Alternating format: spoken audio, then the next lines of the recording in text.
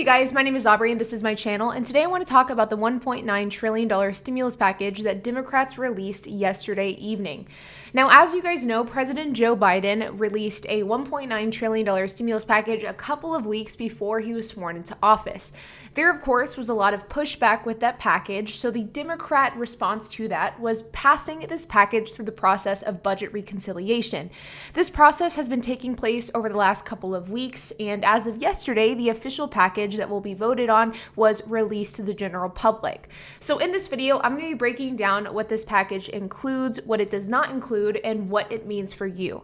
So let's get started. Now, like I mentioned in the intro to this video, President Joe Biden announced a $1.9 trillion stimulus package right before he was sworn into office.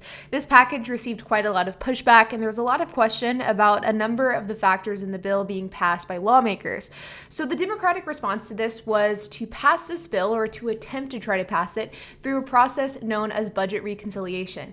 Now, I'm not going to go through the exact details of this process because I've done a handful of videos on this topic. If you're interested in learning about the process of budget reconciliation and what it has to do with this specific bill, I will include a handful of links down in the description below that will give you some more information. But long story short, the process of budget reconciliation has been taking place over the last few weeks. And over the last couple of weeks, lawmakers have been negotiating and passing little bits and pieces of this $1.9 trillion stimulus package.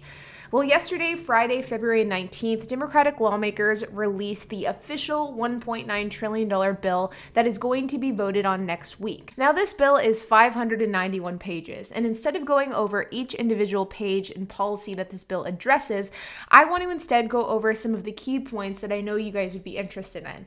If you guys are interested in reading the bill and kind of getting some more details and context of what I'm talking about in this video, I will include a link to the actual bill itself in the description of this video. So let's first dig into minimum wage. So this is interesting because this is something that for a while we did not think was going to be included in this bill, and that is the $15 minimum wage increase.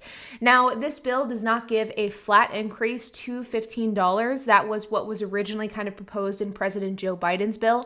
Instead, it introduces a $15 minimum wage that will come in sections throughout the next 5 years.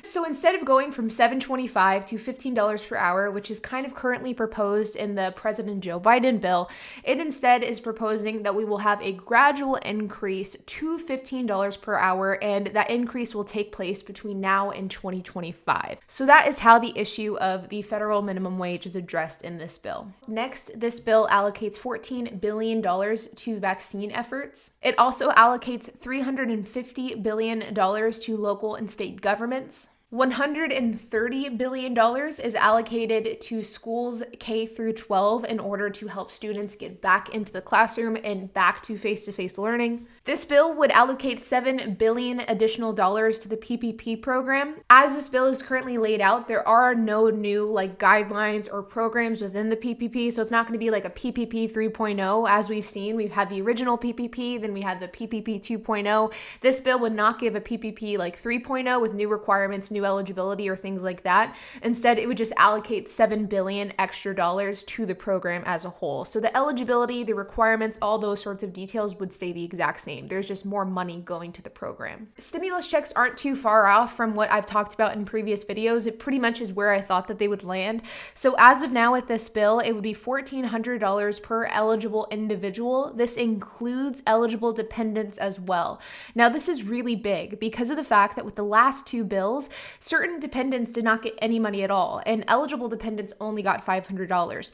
So in the case of that first stimulus check that people received last year, that $1,200 stimulus check, eligible adults received $1,200, but eligible dependents only received $500, and adult dependents and disabled dependents didn't receive anything.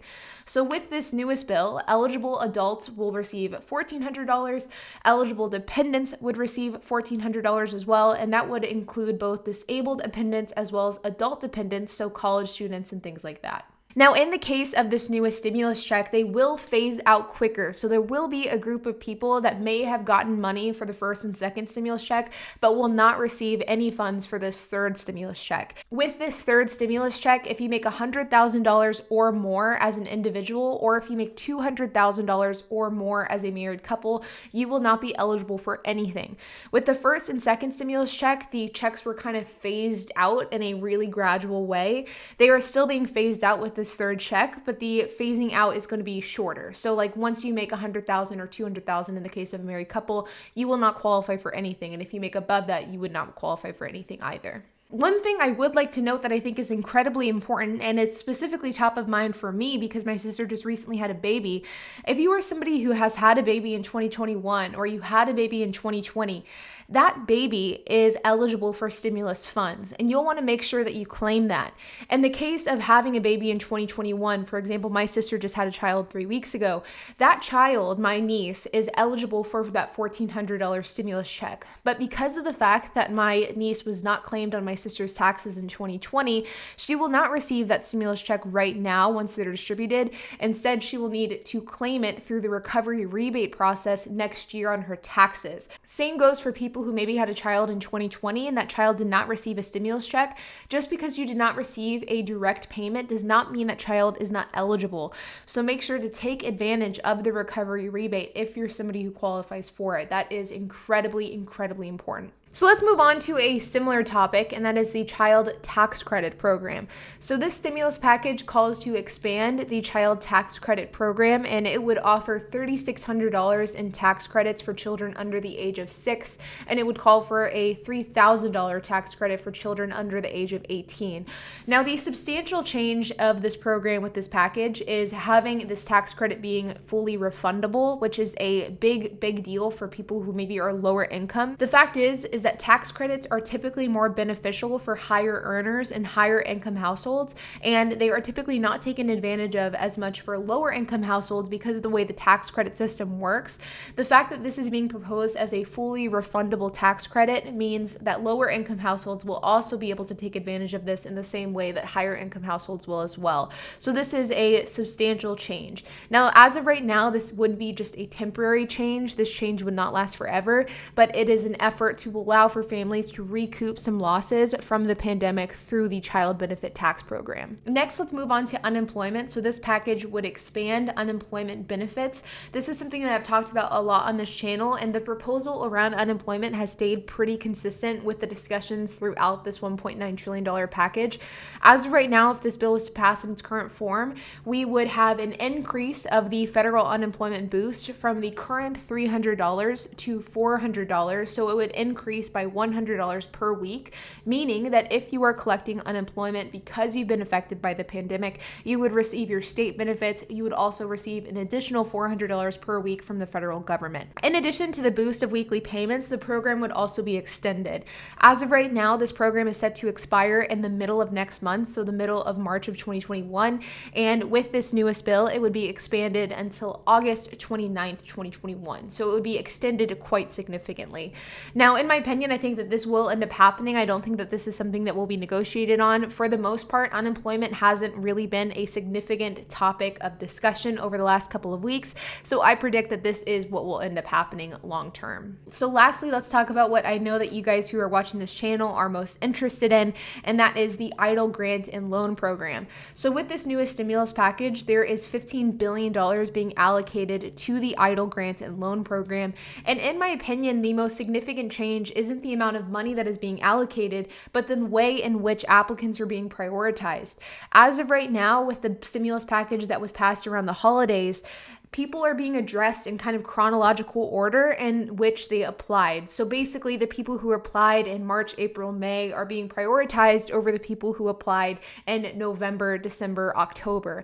But with this newest package that is being negotiated, this prioritization will be changed. So the prioritization will go from how severe you've been impacted by the pandemic. So businesses of 10 people or less will be prioritized first, and then it will be prioritized from severity from then on out. So it'll be like 10 people or less who've been severely impacted, then 10 people or less who've been moderately impacted, then 10 people or less who have been slightly impacted, and so on and so forth.